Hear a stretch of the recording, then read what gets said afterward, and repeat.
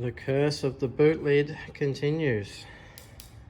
Missing a big piece of corner here. There's air behind that bit. Air bubbles. The bane of my existence. So I'm going to have to do this one again because I'm not messing around with that. And this whole bit here. The rest of it turned out great. It's just those bits. That front edge. Always with the front edge.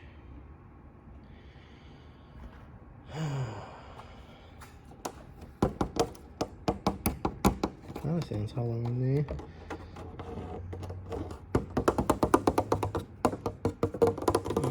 It's just is what it is. There's a bit of a weird big flat spot there. What's that from? You see it's like a dent. So I'm going to have to investigate that, as well as make another boot lid. I'll keep this one with the others and paint it or whatever. I could have a wall of failed pieces. And I got that one there, and that one over there. The dash piece is junk. This and those. Oh well. Hopefully, lesson learned. But this big flat spot here is really weird. The rest of it is nice.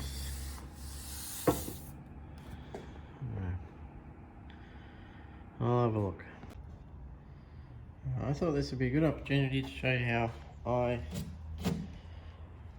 fix or repair gel coat. So I've got some mixed up here.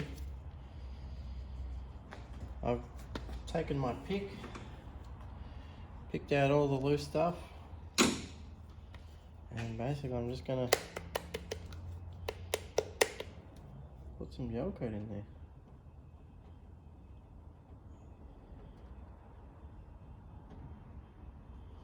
Just build it up a little bit.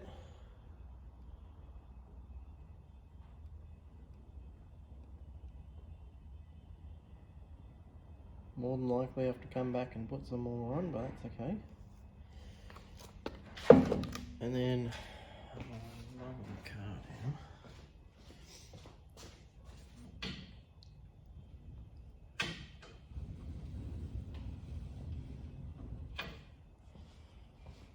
then on the top of the windscreen here, there's a big hole. So what I'm going to do about that,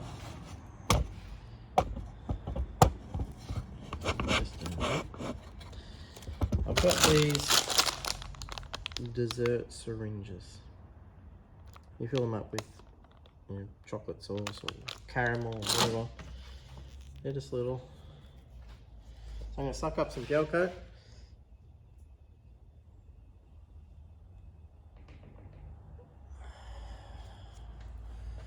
Try my best to squirt it in there and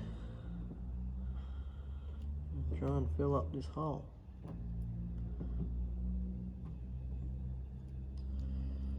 And there we go.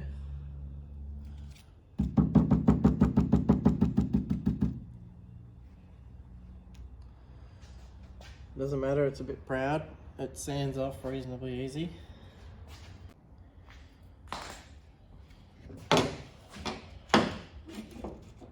It is time to chop this. I personally really like the look of the slit window. So I'm going to be cutting for about 2 inches out of that. And you take my time. Might level these off first. Level these bits off. So you can get a square join, which doesn't really matter. The only thing that matters is the height. And if it looks right. I think that looks tough. that's what I'm going to do now.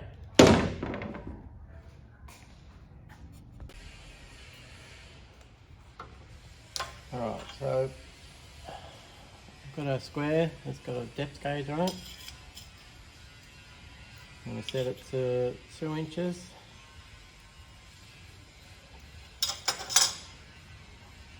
And what I'm thinking is following the angles that are here already, so I don't have to worry about it on the other windscreen.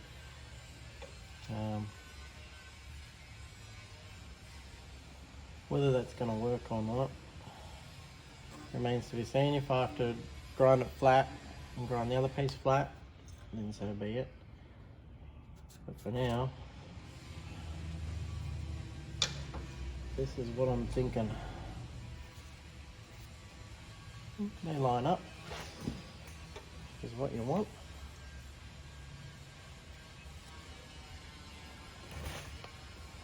Alright, that's that marked out. I'll do the other one. Okay.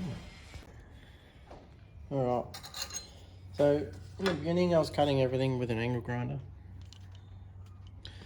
and that filled my shed with dust, so I moved to these. This is for cutting metal. I don't know if you can see it, but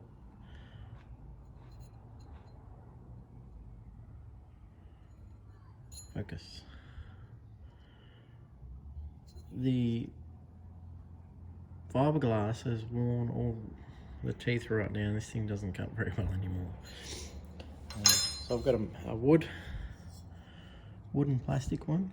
It's a little bit more aggressive, so hopefully it'll still cut good. But those produce what I like to call thick dust. It's not a really fine dust, as it doesn't go flying through the air like you would with the grinder. So I'll just put you on a time lapse and cut this thing out.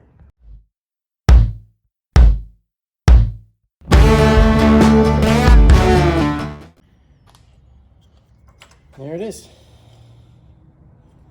Cut out, matching angles. And there's the dust from it. It didn't go flying everywhere in the shop. If I had to use that, I'd be surrounded in a cloud of dust. There's a handy tip for you. Don't use a grinder. Alright, see how it fits.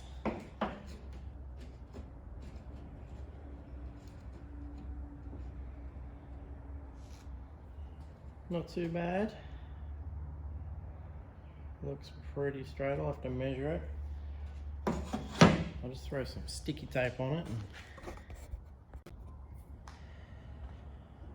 Okay, it's not quite the same on each side.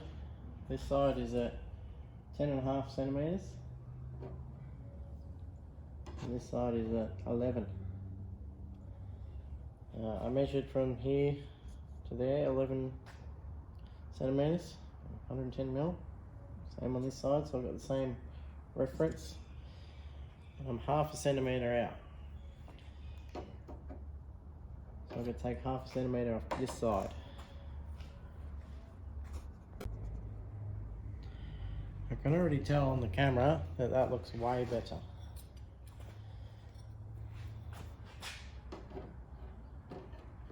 It's still 10.5. 10.5. This brand new blade I just put on, I did 3 cuts with it. It's really hard to see, but it's cooked already. Like, those teeth are gone. You can even cut butter with that. So I need to find some more metal blades.